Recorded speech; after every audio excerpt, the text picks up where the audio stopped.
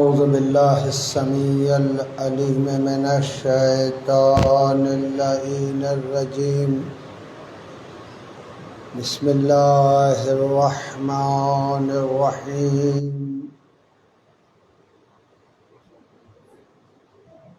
الحمد لله الذي أنزل الفرقان على عبده ليكون للعالمين نذيرا، والصلاة والسلام على من جعله شاهدا ومبشرا ونذيرا والداعيا إلى الله بإذنه وسراجا منيرا.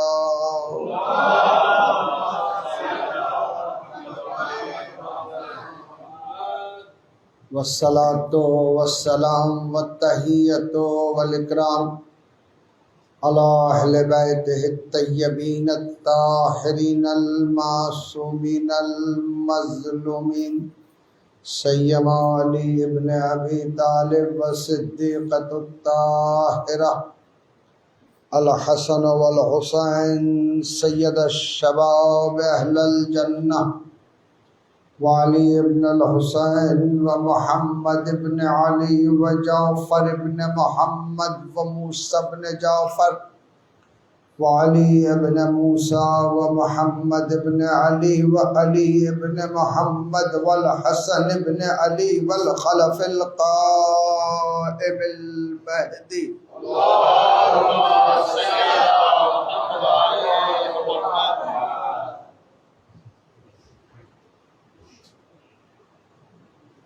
بسم الله الرحمن الرحيم.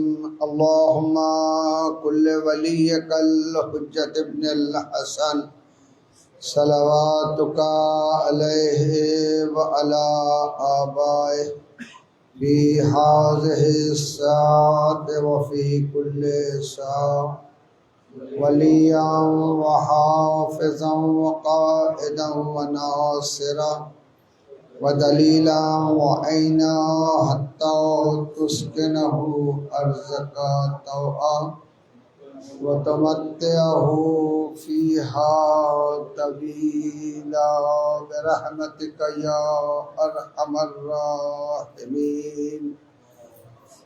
ألا لعنة الله على أعدائهم أجمعين من يومنا هذا إلى قيام يوم الدين. بسم الله الرحمن الرحيم.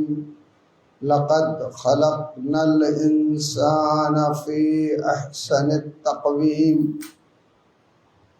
ثم رددناه أسفل السافلين. صلوات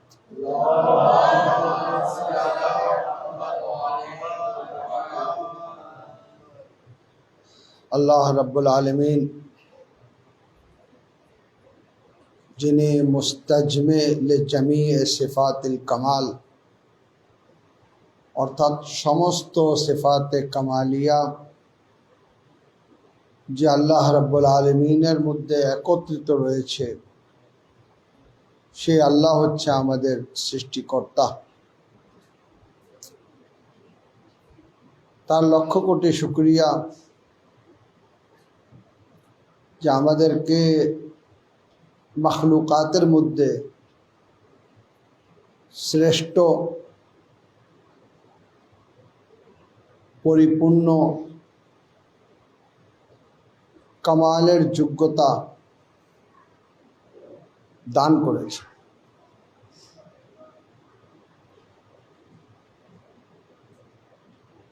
আল্লাহ রাব্বুল আলামিন ইনসানকে সে সবটুকু দিয়েছেন যা জিনকে দেননি, যা ফেরেশতাদেরকে দেননি।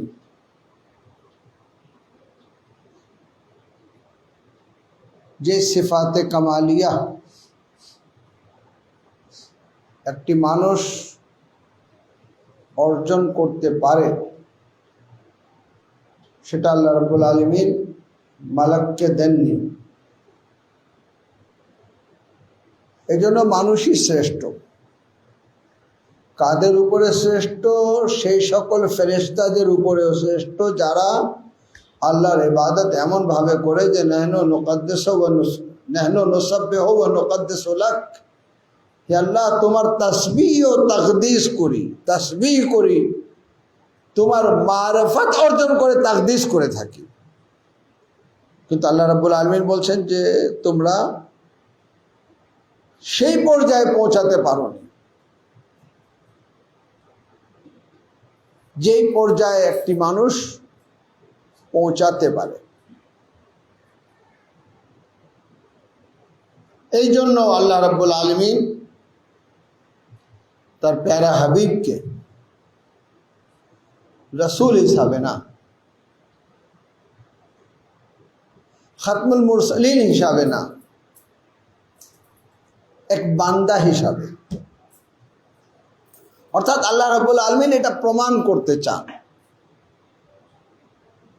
যে আমি সৃষ্টি জগতের যে শ্রেষ্ঠ মানুষকে নির্ধারণ করেছি।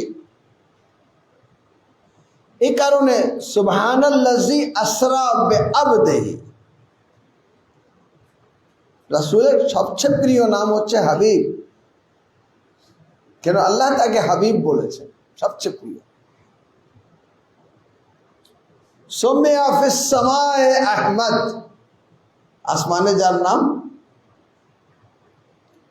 আর জমিনে ওনার সন্তান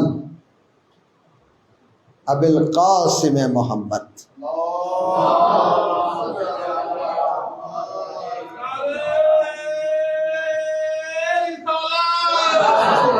কিন্তু আল্লাহ রাব্বুল আলামিন মেরাজের জন্য পয়গম্বর ইসলামকে যে নাম দিয়ে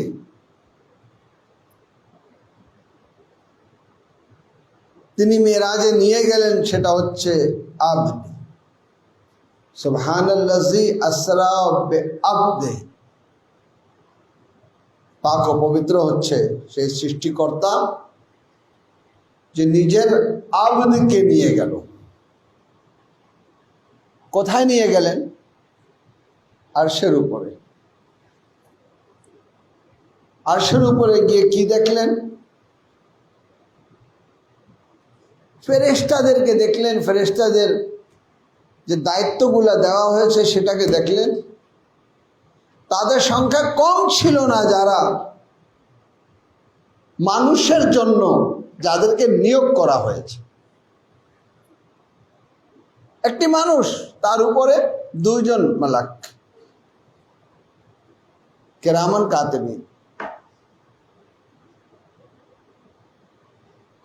ফেরেশতা জগতে যদি অসংখ্য ফেরেশতা থাকে যারা কিয়াম অবস্থায় রয়েছে, রুকু অবস্থায় রয়েছে, সিজদার অবস্থায় রয়েছে, যারা বলছে নাহনু নুসাব্বিহু ওয়া নুকদ্দিসু লাক,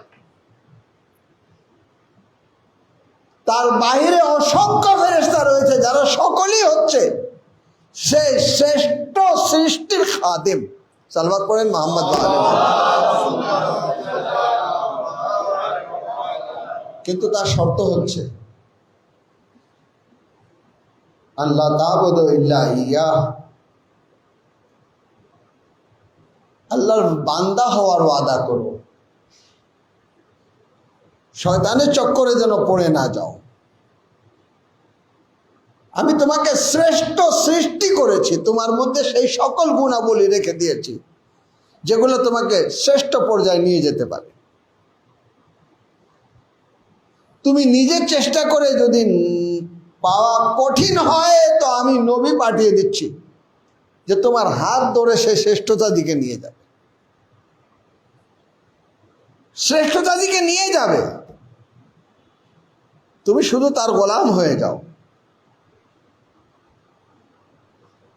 তুমি তাকে অনুসরণ অনুকরণ করো, সে শ্রেষ্ঠতা পেয়ে যাবে।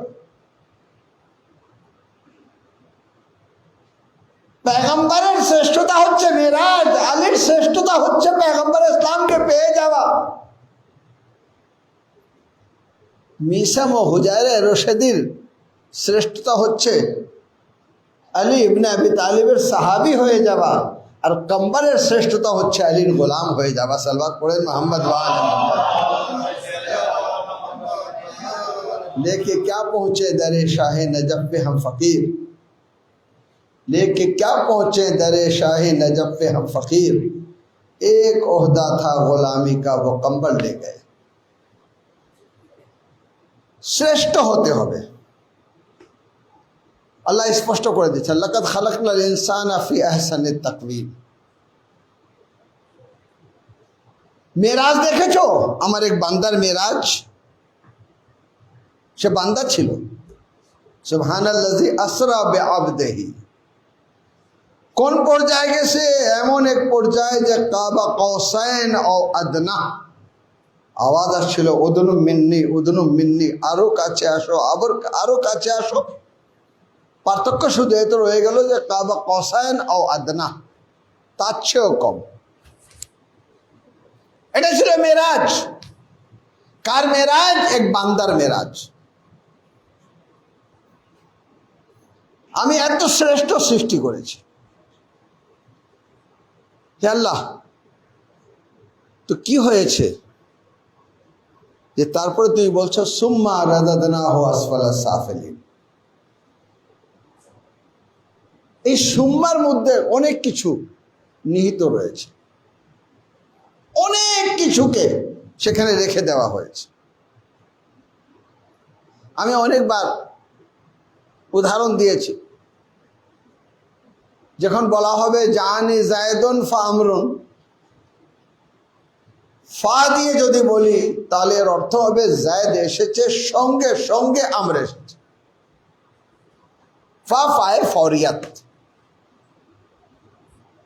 আর যদি এটা বোঝাতে চাই যে না, জায়দ আগে এসেছে, আমর পরে এসেছে, কিন্তু কিছু দেরি করে, অনেক দেরি করে,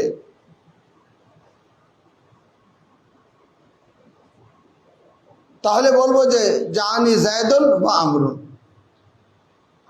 তাহলে কিছু দেরি হতে পারে, বেশি দেরিও হতে পারে।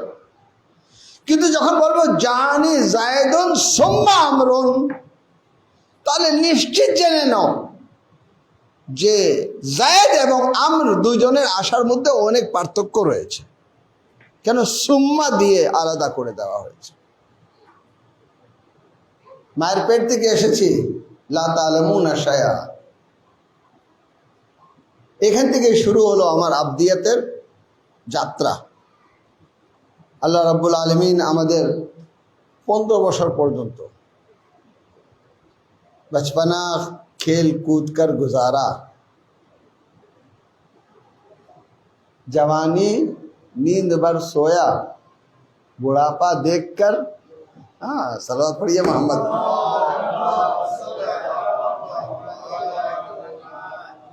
সেই খেলার মধ্যে অতিবাহিত হলো 15টি বছর। তারপরে আওয়াজ আসলো যে তোমার যে ওয়াদা ছিল, তুমি শ্রেষ্ঠ হতে চাও তো তোমার মালিকের ইবাদত করো, তোমার খালিকের ইবাদত করো। এখান থেকে শুরু হলো সেই দুনিয়া, যে দুনিয়া মাজরাউল আখিরাহ, যে দুনিয়া হচ্ছে আখিরাতের জন্য, যে দুনিয়ায় আমরা আখিরাতের জন্য আমাদের যা কিছু সংগ্রহ করা, এটা শুরু হয়ে গেল 15 বছর থেকে শুরু হয়ে গেল। কিন্তু যাওয়া উচিত ছিল সিরাতে মুস্তাকিমের দিকে, যাওয়া উচিত ছিল সেই নিয়ামতের দিকে, যেদিকে আল্লাহ রাব্বুল আলামিন আমাদেরকে যেতে বলেছেন। ইহদিনাস সিরাতাল মুস্তাকিম, সিরাতে আলী আমাদের জন্য ছিল, কিন্তু এগুলো আমরা কোনোটাই মানিনি। আমি আমার পথ নিজে নির্ধারণ করলাম। যখন নিজেই নির্ধারণ করলাম, তখন আমি এমন এক পর্যায়ে চলে আসলাম যে আল্লাহ রাব্বুল আলামিন বলছেন, তোমাকে আমি সৃষ্টি করেছিলাম, শ্রেষ্ঠ সৃষ্টি, কিন্তু তুমি নিজেকে এমন পর্যায়ে নিয়ে গেছো যে সুম্মা রাদাদনাহু আসফালাস সাফিলিন। জীবজন্তুর মধ্যে সবচেয়ে আসফাল হচ্ছে কোনটা? যেটা বলা হয় যে রেং ওয়ার্ড রয়েছে, অর্থাৎ এইভাবে এইভাবে টেনে টেনে শরীরকে কোনো ক্রমে চলে। হযরত মূসা যাচ্ছিলেন, হঠাৎ করে দেখলেন এরকম একটি পোকা, অনেক কষ্ট করে অনেকক্ষণ দেখলেন এতটা পথ অতিক্রম করলো, অনেকক্ষণ। মূসা এক কদম যদি উঠাতেন তার চেয়ে বেশি হতো, অনেকক্ষণ ধরে এতটুকু। আশ্চর্য বললেন, হে আল্লাহ, একে কেন সৃষ্টি করেছ? আল্লাহ রাব্বুল আলামিন তার সৃষ্টির রহস্য বলেননি, কিসাসুল আম্বিয়াতে আমরা পাইনি।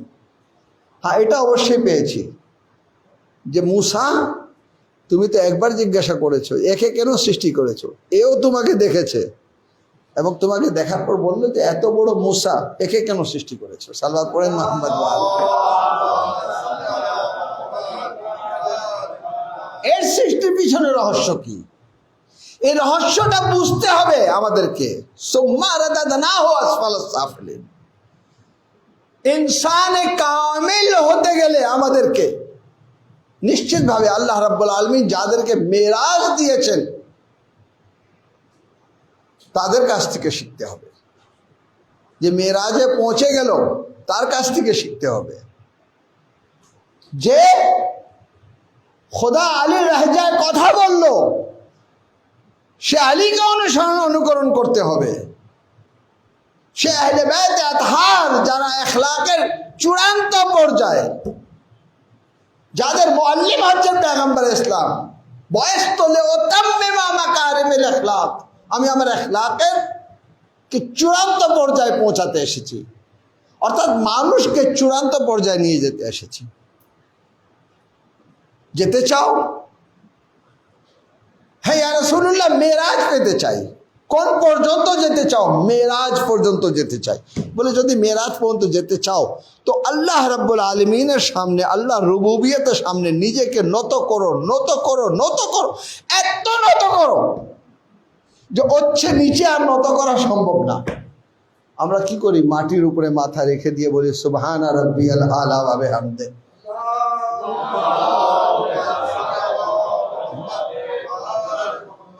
ইচ্ছে নিচে যাওয়ার সম্ভব না। তাহলে বোঝা গেল যে আল্লাহর এই সৃষ্টি জগতে দুই ধরনের লোক রয়েছে, তৃতীয় কোনো দল নেই। এক, এখলাকের চূড়ান্ত পর্যায়ে। এখন চূড়ান্ত পর্যায়ে কেউ সালমান হয়ে গেল 10ম স্তরে, কেউ আবু যর হয়ে গেল 9ম স্তরে, কেউ মেঘনাদ আম্মার হয়ে গেল 7ম স্তরে, কেউ মেঘনাদ, এরা সব চূড়ান্ত পর্যায়ে, এক একটা স্তর রয়েছে তাদের। কেউ জাবির ইবনে আব্দুল্লাহ আনসারি হয়ে গেল, কেউ রশায়দে হাজারি হয়ে গেল, কেউ মিসামে তাম্মার হয়ে গেল। এরা সবাই আল্লাহ রাব্বুল আলামিন মেরাজ কোন পর্যন্ত যেতে চাও আল্লাহর কাছে মাথা রাখো, মেরাজে পৌঁছে যাবা। রাসূল স্পষ্ট বললেন, আসসালাতু মেরাজুল মুমিন। মুমিনের মেরাজ হচ্ছে নামাজ। আমি যে রেজাল্টটা দিকে নিয়ে আসছি ওই রেজাল্টটা কিন্তু খুবই গুরুত্বপূর্ণ। আসসালাতু মেরাজুল মুমিন, মুমিনের মেরাজ হচ্ছে সিজদা, নামাজ। আল্লাহ অনেক নামাজি দেখেছি, যে নামাজিকে তুমি তো ঘৃণা করবা, অবশ্যই আমি তোমার বান্দা হয়ে আমি ঘৃণা করি। সালাওয়াত পড়ে মুহাম্মদ ওয়া আলে মুহাম্মদ। নামাজ পড়ে আল্লাহু আকবার বলে, কিয়াম করে, রুকু করে, সিজদা করে আমরা সকলে তাকে ঘৃণা করি। তার মেরাজ নেই। রাসূল বলছেন, আসসালাতু মেরাজুল মুমিন, নামাজ হচ্ছে মুমিনের জন্য মেরাজ। যে কেউ মনে করবে আমি সিজদা করে আমি মুমিন হতে পেরেছি, মেরাজ অর্জন করতে পেরেছি, তাহলে মাফ করবেন, আল্লাহর জমিনে দুই ধরনের সিজদা হয়েছে।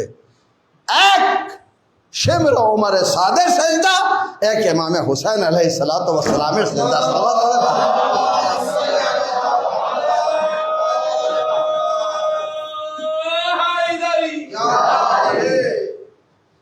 যদি নামাজ মেরাজে মুমিন হয়ে থাকে, তো ইয়াজিদের শিবিরে যে, ইয়াজিদের দলে, ইয়াজিদের পক্ষে যে নামাজ হয়েছে, হে আল্লাহ, এই নামাজ তোমার কাছে কেমন তা আমার জানা রয়েছে, আমি ঘৃণা করি। আমাকে আমাদের আইমে আথার শিক্ষা দিয়েছে, লানত করো তাদের উপরে। যতদিন দুনিয়ায় রয়েছে তোমার একটি ওয়াজিফা রয়েছে তাদেরকে লানত করা। দেখা দরকার নেই যে তারা নামাজি ছিল, দেখা দরকার নেই যে রোজা আসর তারা রোজায় ছিল, কোনো দেখা দরকার নেই। তাহলে কি দেখতে হবে? তার নামাজ দেখতে হবে যার মধ্যে মুহাম্মদ ও আলে মুহাম্মাদের ভালোবাসা রয়েছে। সালাত পড়েন। যার অন্তরে মুহাম্মদ ও আলে মুহাম্মদ রয়েছেন, তার সেজদা হচ্ছে মেরাজ, সেজদা হচ্ছে বুরাইরে হামাদানির মেরাজ, সেজদা হচ্ছে মুসলিম নেওয়া সাজারে মেরাজ। আজ আমাকে বলতে দেন, আমার কথা অনেকে অসন্তুষ্ট হয়, হোক, কিছু করার নেই। মানাবতাহি আমালহ লাম ইয়াসরি বিহি নাসাবু। আমি কে, আমি কার সন্তান, কত লেখাপড়া করেছি, আমার মাথায় মামা আছে, কিচ্ছুই আমাকে ওই পর্যায়ে নিয়ে যেতে পারবে না। আমাকে নিয়ে যাবে আমার আমাল। আমি যদি আল্লাহকে রাজি রাখতে পারি, আমার পরোয়া নেই কে আমার পক্ষে রয়েছে, কে আমার পক্ষে নেই, কে আমাকে সম্মান দিচ্ছে, কে সম্মান দিচ্ছে না। হ্যাঁ, এটা অবশ্যই, কে সম্মান দিচ্ছে, কে সম্মান দিচ্ছে না, এটা কিন্তু তার ঈমানের বহিঃপ্রকাশ। তার অন্তরে কি রয়েছে এটা তার বহিঃপ্রকাশ। এই কারণে আমরা ইমামে হুসাইন আলাইহিস সালাতু ওয়াস সালামের মজলিস রেখে দিয়েছি। আমি এমন উদাহরণ তো আগে থেকে রেডি করা না, তো আগে থেকে রেডি করা খুব চমৎকার একটি উদাহরণ দেব। বালুওয়ালারে ফোন করলাম, বাইক কুষ্টিয়ার বালু, দুই গাড়ি বালু এসে গেল। সাথে সাথে পেয়ারেলি বললো যে বালু তো আসছে, কিন্তু এই বালু দিয়ে প্লাস্টার করা যাবে না, এটাকে ছাঁকনি দিয়ে চেলে নিতে হবে, অর্থাৎ ঝেড়ে নিতে হবে, ময়লাগুলা বের করে দিতে হবে, যেগুলা ব্যবহারযোগ্য সেগুলা আলাদা করে নিতে হবে। তা আমরা কি করলাম, একটা জালি তৈরি করলাম যার উপরে বালুগুলা দেওয়া হয়, যেটা ব্যবহারযোগ্য সেটা আলাদা হয়ে যায়, যেটা ব্যবহারযোগ্য না সেটা। তো আল্লাহর জমিনে আল্লাহ রাব্বুল আলামিন বান্দাকে সৃষ্টি করেছেন, যেই বান্দা মেরাজ আবদিয়াতের উপযুক্ত ছিল, যে শ্রেষ্ঠতা অর্জন করা উপযুক্ত ছিল, যে আল্লাহ রাব্বুল আলামিনের সৃষ্টি জগতের শ্রেষ্ঠ হওয়ার উপযুক্ত ছিল, এখন কোন পর্যায়ে পৌঁছেছে? সে আসফালুস সাফিলিনের মধ্যে রয়েছে নাকি সৃষ্টি জগতের সেরা রয়েছে? তাকে ছাকার জন্য কারবালা রয়েছে, যে কারবালার মধ্যে আসার পর আলাদা করে দেওয়া হয়, কে মানুষের মধ্যে পড়ে, কে মানুষের মধ্যে পড়ে না, কে জানোয়ারের মধ্যে রয়েছে, কে ইনসানের মধ্যে রয়েছে, কে ইনসানে কামিল রয়েছে, কে আসফালুস সাফিলিন রয়েছে। সালাওয়াত পড়ুন মুহাম্মদ ওয়া আলে মুহাম্মদ।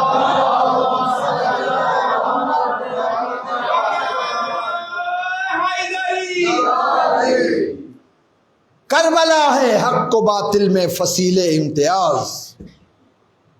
কারবালা হক ও বাতিলকে আলাদা করে, কারবালা স্পষ্ট করে কে মেরাজ পেয়েছে আর কে জীব জন্তুতে পরিণত হয়েছে। অনেক মানুষ আছে যার কাছে হুসাইনিয়ত নেই, তার কাছে আপনি এখলাক পাবেন না। এখলাক বৈশিষ্ট্য হচ্ছে আহলে বাইতে আতহার আলাইহিস সালাতু ওয়াস সালামের। তার শত্রুরা কোনোদিন এখলাক পায় না। আপনি শিয়াকে পরীক্ষা করেন তার এখলাকের মাধ্যমে, তার চরিত্রের মাধ্যমে, তার ব্যবহারের মাধ্যমে। কেমন ব্যবহার রাখে, নিজেদের মধ্যে কেমন এবং যারা নিজের না তাদের সাথে কেমন। কারবালা আমাদের সামনে রয়েছে।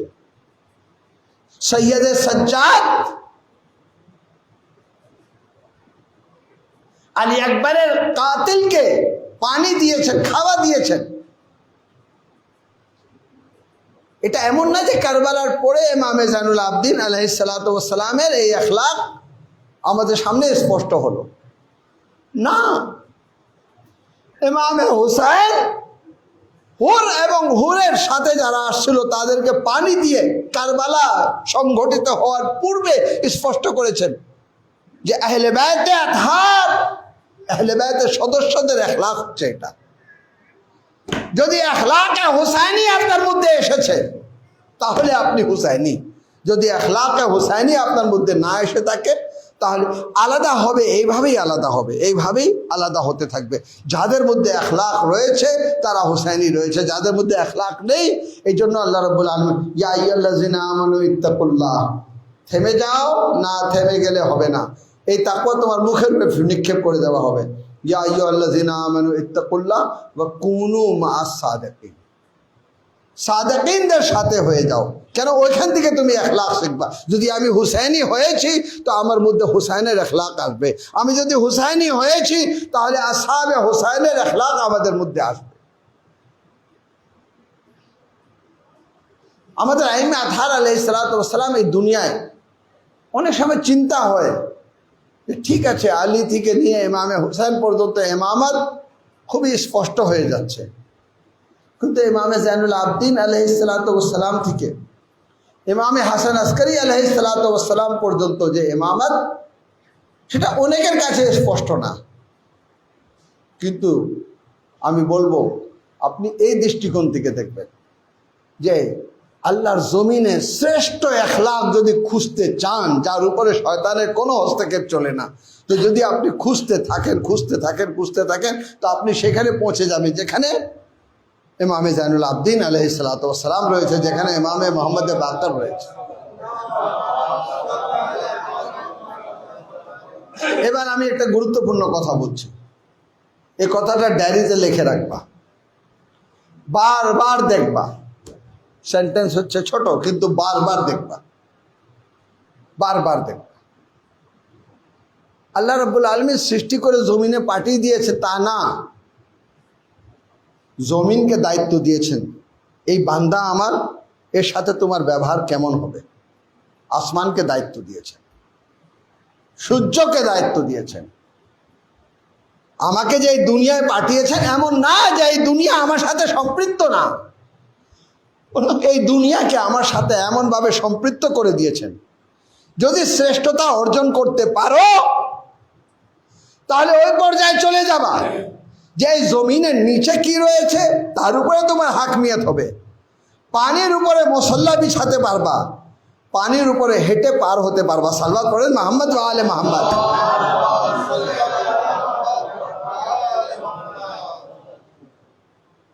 ব্যবসা কারণে পা দিয়ে হেঁটে পার হলেন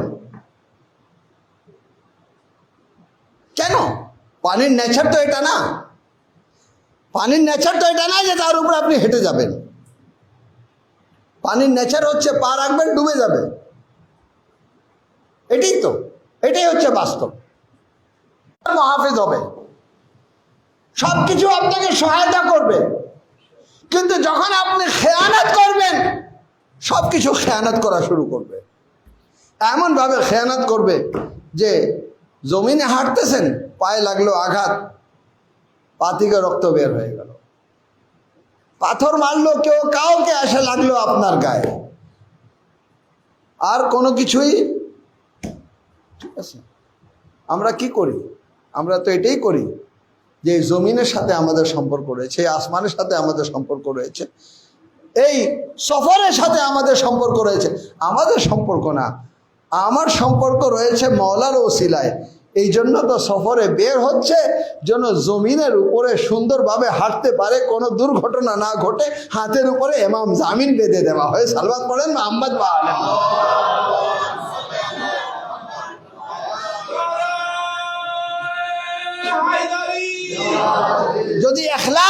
আহলে বাইত আপনার মধ্যে রয়েছে, তো আপনার হাতের উপরে ইমাম জামিন বাঁধা রয়েছে। আমি বাঁধি বা না বাঁধি, আমি আপনার হাতে ইমাম জামিন যদি বেঁধে দিই তাও, যদি না বাঁধি তাও, আপনি যদি আল্লাহর বান্দা হতে পেরেছেন, আল্লাহর সৃষ্টি জগতে সবকিছু। আমার ভালো করে মনে পড়ে, একজন সৈয়দ আসছিলেন, খুলনায় আসছিলেন বেড়াতে, সুন্দরবন নিয়ে গেলাম। সুন্দরবন নিয়ে গেলাম, উনি যাচ্ছেন, খুব ক্লান্ত ছিলেন, একটু চোখ বন্ধ করা শুরু করলেন, একটু ঝিমাচ্ছেন। বারবার আমরা জঙ্গলের দিকে দেখছি, বাঁদর দেখা যাচ্ছে, আরো অনেক পশু দেখা যাচ্ছে, কিন্তু সুন্দরবনে গেলে তো আর বাঘ দেখা যায় না। বারবার একটু গভীরতা দিয়ে এভাবে দেখতে হয়, একটু দেখা যায় কিনা। তো উনি একটু চোখ বন্ধ করতেন। আপনি যে চোখ বন্ধ করতেছেন, ঘট করে যদি বাঘ বের হয়ে আসে তো কি হবে? তো বলে আগেরা যাবি, যদি বাঘ চলে আসে, আমি জানি না তোমার ইমান কোন পর্যায়ে, আমি জানি না এই যে নৌকা চালাচ্ছে তার ইমান কোন পর্যায়ে, কিন্তু আমি নিশ্চিতভাবে জানি যে আমার কোনো ক্ষতি হবে না। সালওয়াত পড়েন মোহাম্মদ ওয়া আলে মোহাম্মদ। কেন? বলে আল্লাহ রাব্বুল আলামিন আমার শরীরকে তার উপরে হারাম করে দিয়েছেন। আমি তাকে চিনি, সে আমাকে চিনে। সালওয়াত পড়েন মোহাম্মদ ওয়া আলে মোহাম্মদ। জাইনাবে কাযাবা দাবি করেছিল যে আমি ইমাম হোসেনের বোন। যখন ইমাম রেজা আলাইহিস সালাতু ওয়াস সালামকে বলা হলো, ইমাম বললেন সে সত্য বলছে না মিথ্যা বলছে, এটা পরীক্ষা করার জন্য তাকে বাঘের সামনে ছেড়ে দাও, বাঘের সামনে ছেড়ে দাও। যদি সৈয়দা হয়ে থাকে, জাইনাব তো দূরের কথা, সৈয়দা যদি হয়ে থাকে, বাঘ কোনো ক্ষতি করবে না।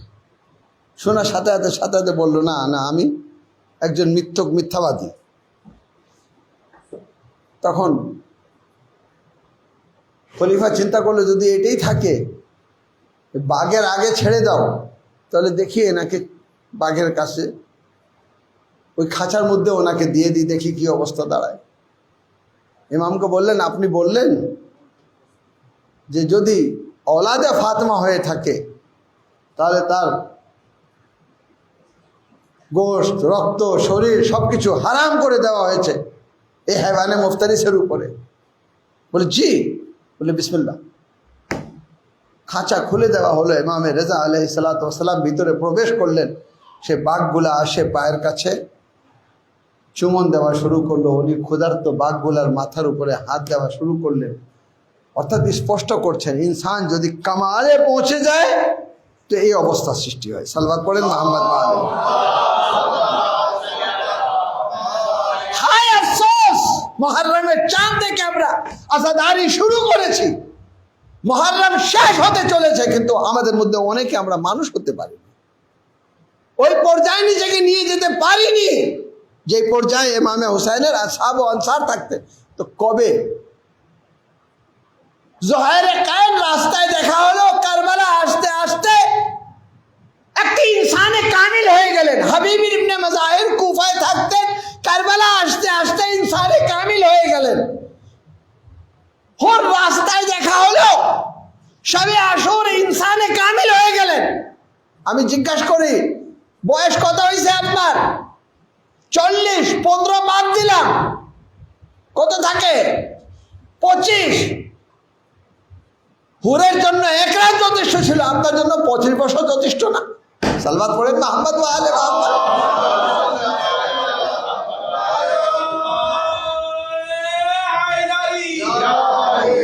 কোথায় এখলাক? কোথায় এখলাক? কোথায়? আইমে আতহার বলছেন, আপনার শিয়াকে কিভাবে চিনব? তিনি বলেন, এখলাকের মাধ্যমে চিনবা, উত্তম ব্যবহারের মাধ্যমে চিনবা। যখন ভালো ব্যবহার করবে তখন চিনবা, যখন আদব কায়দা থাকবে তখন চিনবা। এটা ইসলামের আগে, মুসলমান হওয়ার আগে,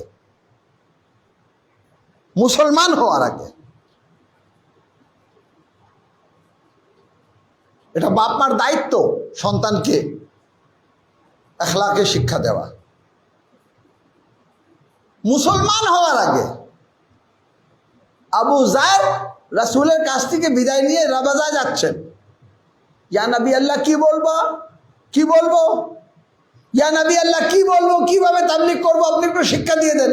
বলতেন, যাই বলবা লা ইলাহা ইল্লাল্লাহ তুফলিহু, যাই বলবা কুলু লা ইলাহা ইল্লাল্লাহ তুফলিহু। গিয়ে বলতেন, যা রাসূল থেকে শুনেছেন সেটাই বলতেন রাবাজায়। কিন্তু জিজ্ঞাসা করলেন, আমাদের জান কোরবান হোক আবু যার গাফারির উপরে, রাসূলকে জিজ্ঞাসা করলেন, ইয়া নবী আল্লাহ কি বলবো, গিয়ে আমার গ্রামে কিভাবে তাবলীগ করব, ইসলাম কিভাবে পৌঁছাবো, কি এভাবে বলবো কুলু লা ইলাহা ইল্লাল্লাহ তুফলিহু যেভাবে আপনি বলছেন? বললেন না, উত্তম ব্যবহার, মায়ের সাথে এইভাবে এখলাকের সাথে, ভাইয়ের সাথে এই এখলাক, বোনের সাথে এই এখলাক, প্রতিবেশীর সাথে এভাবে এখলাক। তোমার রাবাজায় এমন এখলাক, যখন আবু যার গেলেন কয়েকদিনের জন্য, সবাই এসে আবু যারের পা ধরা শুরু করলো। হে আবু যার, কোথায় শিখেছো, কোথায় পেয়েছো, কোথায় পেয়েছো এই এখলাক, আমাদেরকেও নিয়ে চলো। আবু যার একা গিয়েছিলেন রাবাজা, কিন্তু যখন ব্যাক করে আসতেছেন তখন পুরো গ্রাম সাথে করে নিয়ে আসতেছেন। রাসূলে খোদা দেখলেন অনেককে নিয়ে আসছে। কি ব্যাপার আবু যার, তুমি এদেরকে কলমা পড়িয়েছো? বলে না, কলমা পড়ার নেই, আমি শুধু সাদাকাত, আমি দেয়ানাত, আমি সাদিক হয়ে এদের কাছে উপস্থিত হয়েছি, আমি আমির হয়ে এদের কাছে উপস্থিত হয়েছি, আমি দেয়ানতদার হয়ে এদের কাছে উপস্থিত হয়েছি, আমি উত্তম ব্যবহার নিয়ে এদের কাছে উপস্থিত হয়েছি। এরা সকলে বললো, আবু যার তুমি তো এমন ছিল না, কোথায় শিখেছো, তোমার ওস্তাদ কোথায়? বলে আমার ওস্তাদ, সালওয়াত পড়েন মুহাম্মদ ওয়া আলে মুহাম্মদ, বলে নিয়ে চলো, আমাকে নিয়ে চলো, ওই ওস্তাদের কাছে নিয়ে চলো। তো আপনাকে আবু যারের জামান হতে হবে, আপনার এখলাক ওই রকম হতে হবে, ওই রকম হতে হবে। কোথায় আমাদের এখলাক, কোন পর্যায়ে আমাদের এখলাক? আমরা তো সাধারণ মানুষ তো দূরের কথা, আমাদের মার্জাকেও আমরা মাফ করতে রাজি না, মার্জার বিরুদ্ধেও কথা বলতে আমরা প্রস্তুত। আমরা আমাদের ফাকিহকে, যাকে ফিকহাত পর্যায়ে ইমামের তৌফিক ছাড়া সম্ভব না, ইমামের জামানার তৌফিক ছাড়া সম্ভব না ফাকিহ হওয়া, সে ফাকির সাথে আমরা এমন ব্যবহার করছি, এই ব্যবহার সাধারণ মানুষের সাথে কি করবা? যে ফাকির সাথে ব্যবহার ভালো রাখে না, তার থেকে আমি আশা করব যে আমার সাথে ভালো ব্যবহার করবে না। এই ব্যবহার বলে দিচ্ছে শিয়া হতে পারেনি, এই ব্যবহার বলে দিচ্ছে আনসারে ইমাম হতে পারেনি, এই ব্যবহার বলে দিচ্ছে যে হক ও বাতিল, কারবালা যে আলাদা করে দেয়, মাঝখানে কোনো অবস্থান নেই, মাঝখানে কোনো অবস্থান নেই। আমি হুসাইনি রয়েছি, হুসাইন হুসাইনে করব, আর কেক কাটা ছবিও ফেসবুকে দেব, কোনো অসুবিধা নেই। এদিকে হুসাইনি, ওইদিকে না, এরকম কোনো সুযোগ নেই, কোনো সুযোগ নেই। যেভাবে বালু ছেলে আলাদা করে দেওয়া হয়, একটা ফেলে দিতে হয়, একটা ব্যবহার করতে হয়, ঠিক এইভাবে কারবালা আলাদা করে দেবে, আলাদা করে দেবে না। আপনি হুসাইনের আত্মীয় না, শিবর ওমরের সাথ আত্মীয় ছিল, তাদের ক্যারেক্টার তাদেরকে শিবর ওমরের সাথ করেছে। সতর্ক হয়ে যান, ক্যারেক্টারের মাধ্যমে নিজেকে হুসাইনি বানাতে হবে, ইনসানে কামিল। আর যদি না হন, সুম্মা রাদাদনাহু আসফালাস সাফিলিন, তাহলে তোমাকে আসফালুস সাফিলিনের মধ্যে, আর যখন আসফালুস সাফিলিন হবে কি বলবে জানেন? ইয়া লাইতানি কুনতু তুরাবা, আহ যদি মাটি হতাম। সময় শেষ হয়ে গেল। ইমামে জাইনুল আবদিন আলাইহিস সালাতু ওয়াস সালাম, এই নাম কি আমাদের জন্য প্রিয় ছিল না? আলী ইবনুল হুসাইন, ওনার নাম তো ছিল আলী ইবনুল হুসাইন, চতুর্থ ইমামের নাম। কিন্তু আল্লাহ আকবার, কেমন সেজদা, কেমন মেহরাবে ইবাদত, আল্লাহ আকবার। মনে হচ্ছে যেহেতু শরীর এমন এক অবস্থা ছিল, এমন শরীরে কিছুই ছিল না, যখন সেজদায় চলে যেতেন মনে হচ্ছে যে সেজদায় আবার রাখা রয়েছে, কেউ নেই, হয়তো একটা কাপড় রেখে দেওয়া হয়েছে মেহরাবের মধ্যে। কিন্তু যখন কিছুক্ষণ পর দেখতো তাহলে নড়াছড়া দেখে বুঝতে পারতো, জিজ্ঞেস করতো কেউ রয়েছে এখানে মেহরাবে ইবাদতে? বলে হ্যাঁ, সৈয়দুস সাজিদিন রয়েছে, জাইনুল আবেদিন রয়েছেন, যিনি ইবাদতের জিনাত। আচ্ছা, পরিচয় কি? কে কে চিনে ওনাকে? ফারাজাক বলছে কে চিনে না। আমি কিছুক্ষণ আগে বলেছি কে চিনে না। হাজারে আসওয়াদ চিনে, মাশআরুল হারাম চিনে, মিজাবুর রহমান চিনে, খানায়ে কাবা চিনে, সবাই চিনে, সবাই চিনে। যেভাবে রাসূল খুদা সাল্লাল্লাহু আলাইহি ওয়াসাল্লাম রাস্তা দিয়ে যেতেন আর গাছ থেকে সালামের আওয়াজ পাওয়া যেত, আমাদের সমস্ত আইমে আতহারদের এই অবস্থা ছিল। রাস্তা দিয়ে যেতেন, ঠিক আছে, জাররা জাররা কায়নাতের সব কিছু ওনাদেরকে সালাম করতো, ওনাদের সম্মান করতো, কেন? তারা চিনত। ইমামে মুহাম্মদ বাকার কূপের মধ্যে পড়ে গেলেন। দাসী বাসায় ছিল, চিৎকার করে কাঁদল। ইমাম নামাজ পড়ছে, নামাজ যেভাবে পড়েন সেইভাবেই শেষ করলেন। নামাজ যখন শেষ হয়ে গেল জিজ্ঞাসা করলেন কি হলো, কেন তোমরা কাঁদছো কেন? বললেন মুহাম্মদে বাকার তিনি কূপের মধ্যে পড়ে গেছে। ইমাম খুবই শান্তভাবে কূপের কাছে আসলেন, ইমামকে বের করলেন, কাপড় পর্যন্ত ভিজে নি। কেন আমরা ইতিহাসে পেয়েছি ইউসুফকেও কূপের মধ্যে ফেলা হয়েছে, পানি কিন্তু তাকে ডুবাতে পারেনি, ভিজাতে পারেনি। ফখরে ইউসুফ ছিলেন।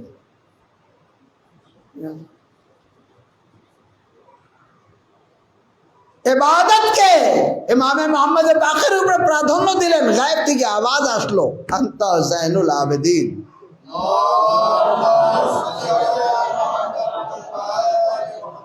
আরো একটি রিওয়ায়াত রয়েছে যে শয়তান সাপের রূপে প্রবেশ করলো, প্রবেশ করে পায়ের আঙ্গুলে কামড় দেওয়া শুরু করলো, কামড় দেওয়া শুরু করলো। যে দেখি আলীকে তো পারিনি, পা থেকে তীর বের করে দেওয়া হলো, উনি টের পাননি। দেখি একে কামড় দিই, কামড় দিলে হয়তো নামাজ এলোমেলো হয়ে যাবে, হয়তো তাড়াতাড়ি নামাজ সম্পূর্ণ করবে, হয়তো নামাজের দৃষ্টি অন্যদিকে চলে যাবে। চাবাচ্ছে চাবাচ্ছে চাবাচ্ছে, কিছুই হচ্ছে না, ছেড়ে দিয়ে আলাদা হয়ে গেল, আলাদা হয়ে গেল। আর ওনার সেজদা সুবহানা রাব্বিয়াল আলা ওয়া বিহামদি অব্যাহত আছে। যে শয়তান আলাদা হয়ে গেল, গায়েব থেকে আওয়াজ আসলো, আনতা জাইনুল আবেদিন, আনতা সাইয়্যিদুস সাজিদিন। আল্লাহু আকবার। সৈয়দুস শুহাদার পরে যদি আমরা কাউকে পেয়েছি তো কাকে পেয়েছি? সৈয়দুস সাজিদিনকে পেয়েছি। একদিকে শহীদদের সর্দার, অপরদিকে সাজিদিনদের সর্দার। জাইনুল আবেদিন মেহরাবের জিনাত, ইবাদতকারীদের জিনাত, আমাদের সকলের মাওলা সৈয়দুস সাজিদিন। সৈয়দ মানে সর্দার, সেজদাকারীদের সর্দার, সেজদাকারীদের সর্দার। আর এখলাক কেমন এখলাক? দরজার উপরে একজন এসে নক করলো, খুলে দেখলেন একজন দাঁড়িয়ে আছে তৃষ্ণার্ত অবস্থায়, তাকে ডেকে ভিতরে আসতে বললেন। সে আর যেতে চাচ্ছে না, ভয় পাচ্ছে, ভিতরে প্রবেশ করলো। আপনি পানি দিলেন তাকে, বলেন অবশ্যই তুমি ক্ষুধার্ত আসো, বসো, তোমাকে আমি খাওয়াও দিচ্ছি। বলে আপনি জিজ্ঞাসা করেননি আমি কে, আপনি আমার পরিচয় নেননি, তো তোমার পরিচয় লাগবে না, খাও। খেয়ে নিল। বলে তোমার সফরের জন্য কিছু দিরহাম ও দিনার দরকার, নাও এটাও নিয়ে যাও। তখন সে বলল আপনি আমাকে চিনেননি, আমাকে চিনেননি, আমি সেই ব্যক্তি যে আলী আকবরের বুকের উপরে বর্ষা মেরেছিলাম। ইমামে জাইনুল আবেদিন আলাইহিস সালাতু ওয়াস সালাম বললেন তোমার মধ্যে আমার মধ্যে পার্থক্য হচ্ছে এটা যে আজ তুমি আমার মেহমান হয়েছো আর ওই সময় আমি তোমার মেহমান হয়েছিলাম।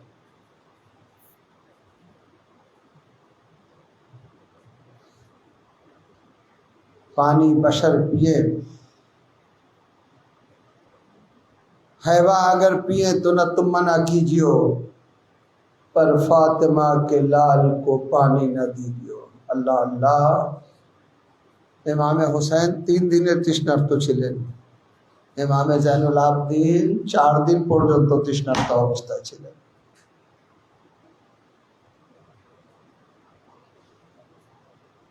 पापे आदा जो चला रन को मेरा चौथा इमाम, नाला करती हुई हर गाम पे जंजीर चली।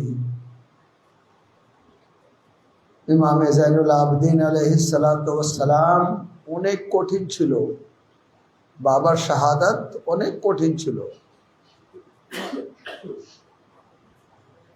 আলী আকবর ও আলী আসগরের শাহাদাত ইমাম সাজ্জাদের জন্য অনেক কঠিন ছিল। সবাই তো এটাই মনে করতো যে সৈয়দে সাজ্জাদকে জিজ্ঞাসা করা হবে। আল্লাহ আল্লাহ। ওয়ালিদ ইবনে মালিক বিষ দিয়ে ইমাম জাইনুল আবদিনকে হত্যা করে। যখন বিষুপ্ত অবস্থায় হয়ে যান তো একবার ইমামে মোহাম্মদ বাকরকে ওসিয়ত করেন যে আমাকে বিছানা থেকে নামিয়ে জমিনের উপরে রেখে দাও, খালি মাটির উপরে রেখে দাও। বলে কেন মওলা? খালি মাটির উপরে? বলে আমি আমার বাবাকে কারবালায় সেই ধুলোর মধ্যে রেখে চলে আসছি, সেই ধুলা বালুর মধ্যে আমি দেখেছি, আমি সেটাকে ভুলতে পারি না, আমাকে জমিনের উপরে রেখে দাও। সেই সৈয়দ সজ্জাদকে জিজ্ঞাসা করা হলো, আবিদ সয়্যু वतन में किसी ने किया कलाम, गुजरे कहाँ से आधा आलम तुम पे या इमाम। शर्मा के 3 बार कहा शाम शाम शाम। अरे सर नंगे मेरे कुन बता और शब्द खासो आम, बेवों का नाम लेके अदू शाद होते थे, और बाबा का सर भी रोता था। बाबा का सर भी रोता था और हम भी रोते थे। अज़ादारों, इमाम मदीनाয় গিয়ে শামকে স্মরণ করতেন। শাম শাম শাম। আল্লাহ আল্লাহ। হাতে শিকড়, পায়ে বেড়ি, গলায় তাও, কি অবস্থা সৃষ্টি হয়েছে এই যে দরবারে ইয়াজিদে। যখন একজন বলছে যে ইয়াজিদ সব কথা তোমার শুনেছি, আমি এনার কথাও শুনতে চাই, যাকে বন্দি করে নিয়ে আসা হয়েছে। যখন চাপ সৃষ্টি হলো, ইমামে জাইনুল আবদিনকে অনুমতি দেওয়া হলো। আজাদারও কথা বলতে গেলে হাতের ইশারাও প্রয়োজন হয়, মাথা উঁচু করে একবার শ্রোতাদের দিকে তাকাতে হয়। কিন্তু হায় মজলুমিয়ত সৈয়দে সাজ্জাদ, গলায় এত ভারী তাও ছিল যে সৈয়দে সাজ্জাদ মাথা উঁচু করতে পারছিলেন না। আরে সেই অবস্থায় খুতবা দিলেন, সেই অবস্থায় নিজেকে পরিচয় করালেন। আজাদারও ইয়াজিদ দেখলো যে সৈয়দে সাজ্জাদ যদি আরো এইভাবে নিজের পরিচয় করান তাহলে একটি বিপ্লব এসে যাবে। সাথে সাথে মুয়াজ্জিনকে বলল আজান দাও। যখন আজান হলো আল্লাহু আকবার, ইমাম বললেন আল্লাহু আকবার। আশহাদু আল্লা ইলাহা ইল্লাল্লাহ, ইমাম বললেন আশহাদু আল্লা ইলাহা ইল্লাল্লাহ। যখনই বললেন আশহাদু আন্না মুহাম্মাদুর রাসূলুল্লাহ, মুয়াজ্জিন বলল আশহাদু আন্না মুহাম্মাদুর রাসূলুল্লাহ। তো একবার সৈয়দে সাজ্জাদ আওয়াজ দিয়ে বললেন ইয়াজিদ বলো, আরে রাসূল কার নানা? তোমার নানা নাকি আমার? আল্লাহ আল্লাহ। যে হুসাইনের আরে ঠোঁটের উপরে তুমি লাঠি মারছো, বেত মারতেছো, বেয়াদবি করতেছো, আরে সেই রাসূল হুসাইনের নানা ছিলেন রাসূল, যার কলমা পড়া আশহাদু আন্না মুহাম্মাদুর রাসূলুল্লাহ। আজাদারো এমন ভাবে লাঞ্ছিত করলেন, এমন ভাবে লাঞ্ছিত করলেন যে একবার ইয়াজিদ রাগনত হয়, বললেন যে বেঁচে গেল কিভাবে, একে হত্যা করো। আজাদারো তলোয়ার নিয়ে এক শাকি আজলি অগ্রসর হয়েছিল, বিবিরা চারদিক দিয়ে ঘিরে নিলেন। আমাদেরকে আগে টুকরো টুকরো করে দাও, তারপরে সৈয়দে সাজ্জাদ। আজাদারো একজন উঠে দাঁড়িয়ে গেল, কওমে দাউদ থেকে সে ডাক দিয়ে বলল, তোমরা কেমন যে তোমাদের রাসূলের দরিদ্রকে হত্যা করেছো, আর আমি দাউদের বংশধর, আমার পায়ের নিচের দিকে মাটি নিয়ে যাওয়া হয়। এই বলার পর যখন ইয়াজিদকে সে লানত করলো, ইয়াজিদ হত্যার নির্দেশ দিল।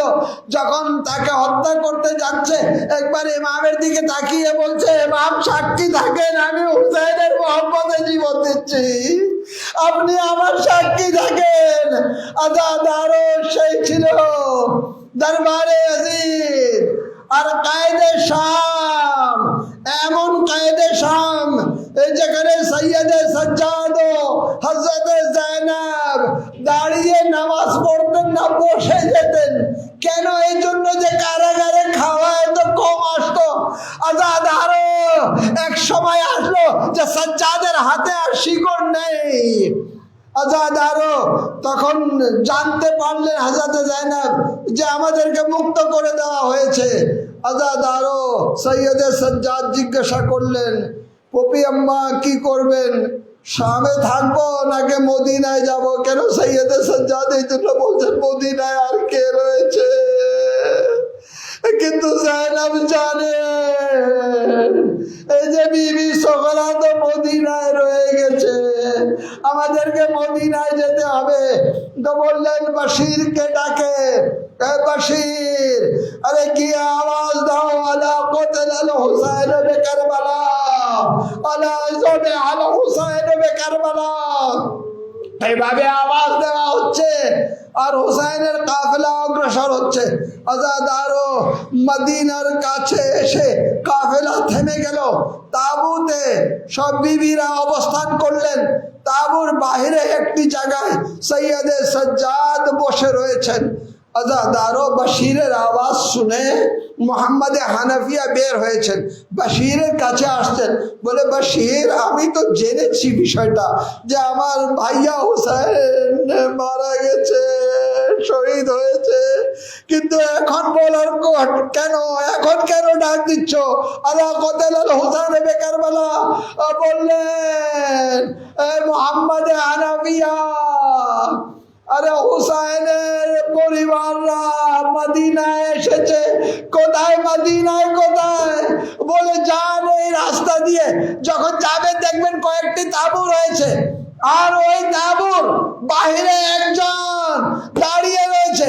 এই আওয়াজ শুনে হযরতে সোগরা বাসা থেকে বের হলেন।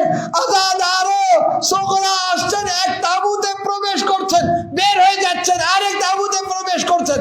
একবার যায়েনব বললেন, সোগরা, তুমি কথা না বলে কাকে খুঁজছো? বলে, আমি খুঁজতেছি আমার ভাইয়া আলী আসগার।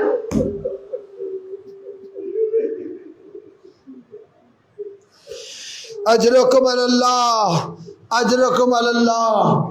আর এদিকে সৈয়দে সাজ্জাদের খুঁজে একবার মোহাম্মদে হানাফিয়া এসে দেখেন তো কি দেখেন, এক বয়স্ক ব্যক্তিত্ব দাঁড়িয়ে আছে।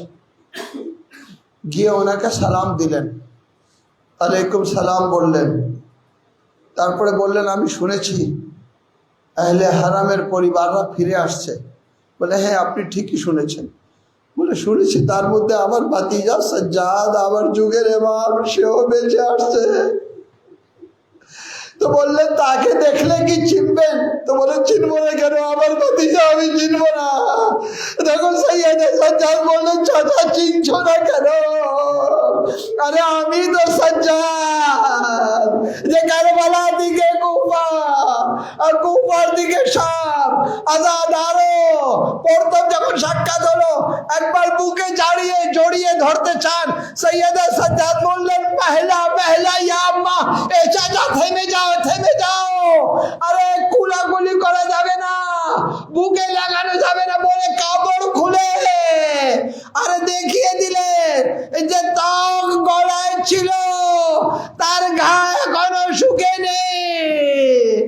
আমার সাথে এইভাবে কুলাকুলি করা যাবে না। লা ইয়াউমুন কায়াউমিকা ইয়া আবা আব্দুল্লাহ, ইন্না লিল্লাহি ওয়া ইন্না ইলাইহি রাজিউন, রিজান বিকাযাইহি ওয়া তাসলিমান লিআমরিহি।